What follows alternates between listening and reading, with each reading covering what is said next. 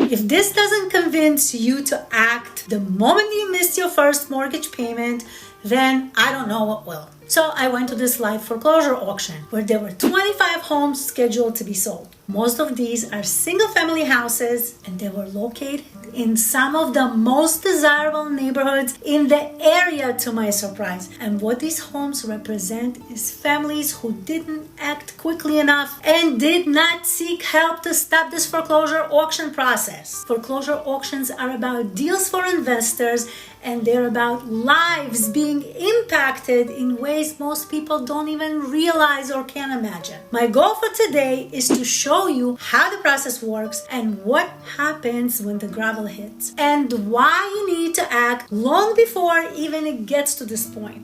We're on the way to the courthouse where foreclosure auctions are happening today. These auctions move fast. Homes are being sold in a matter of minutes to the highest bidder. But what's even more surprising is how many homes don't even sell at this auction. I'll explain to you why as we go. For the homeowners who own these homes, it's the end of the road. Most of them could have avoided this fate if they have just acted sooner and sold their home or asked for help, negotiated with a bank, or even asked for a short sale.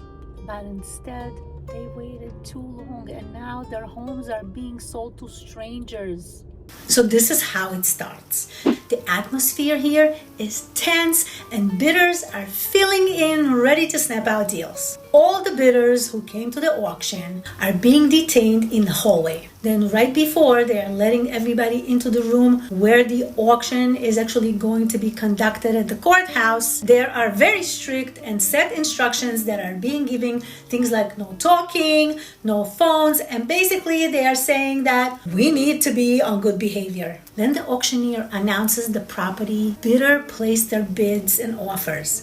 Here's exactly what that sounds like in real time.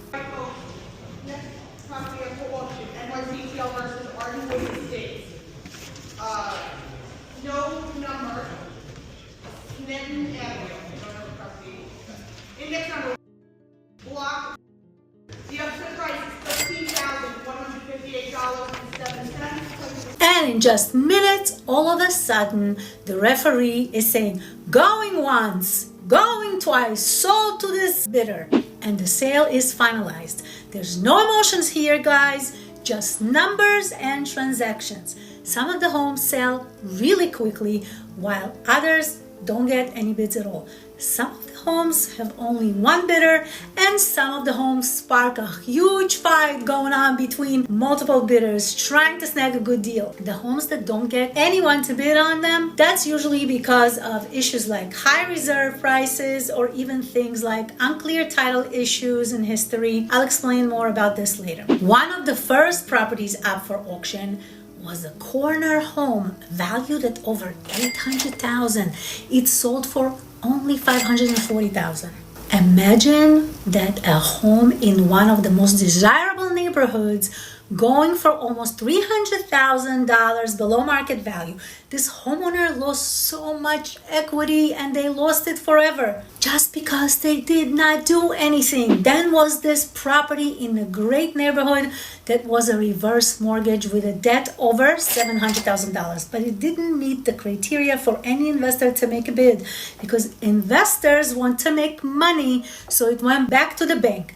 This shows how quickly things can spiral out of control when homeowners don't explore options in time. Then there was another home gone that was sold to the highest bidder, and it's very sad that for that homeowner that lived there, this was the result of them waiting too long to act and seek help. There was a property with an opening bid of $500,000, but the auctioneer announced an upside price for $430,000. For the context, this house is worth between $550,000 and $600,000 in today's market. No one actually bid on it, and the bank took it back. And this isn't actually the first time that this house has been on the auction block either. The bank refuses to budge on price, and it could keep this in limbo for months or even years. And if you want me to explain what an upside price means, let me know in the comments, and I will do a video to explain what an upside price is.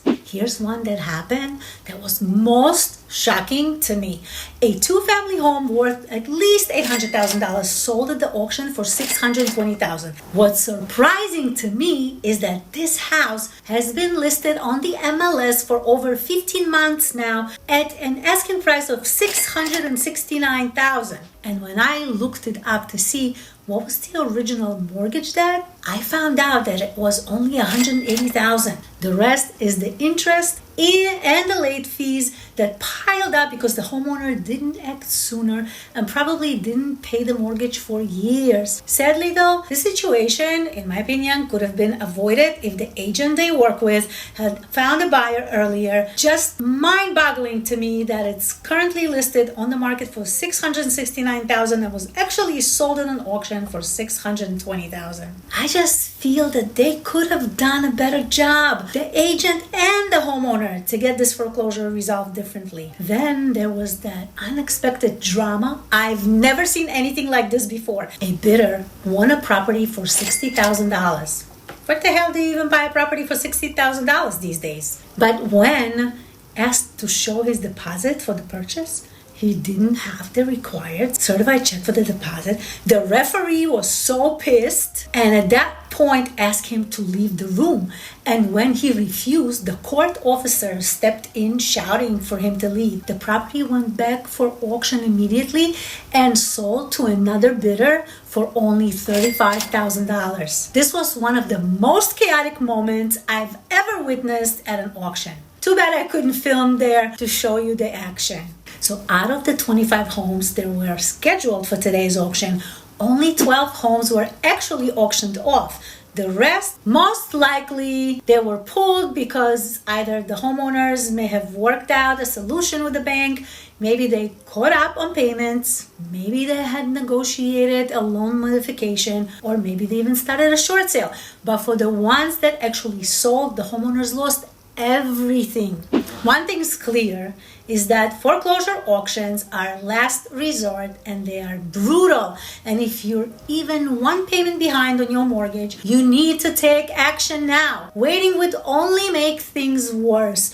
Your options will fade away, but only if you act before it's too late. You have plenty of options to avoid foreclosure at all costs. I want you to see what happens when people wait too long. Homes that are worth hundreds of thousands of dollars are sold in minutes to investors who will make a profit by turning them around and selling them in the marketplace. And some are not even sold at all. And the bank will either try to auction them off again in a few months or will just evict the homeowners and sell it as a bank-owned REO property. But for the homeowners behind the stories, this didn't have to end that way. If you're struggling with your mortgage, don't let your home end up on the auction block. Contact me today. I've helped countless of homeowners find solutions, whether it's selling your home and helping you keep the equity of your house, or negotiate with the bank, or even explore a short sale. But none of that will happen if you wait. Let's talk now. The link to contact me will be right in the description. My name is Esphir Popilevsky, and I will see you on the next video.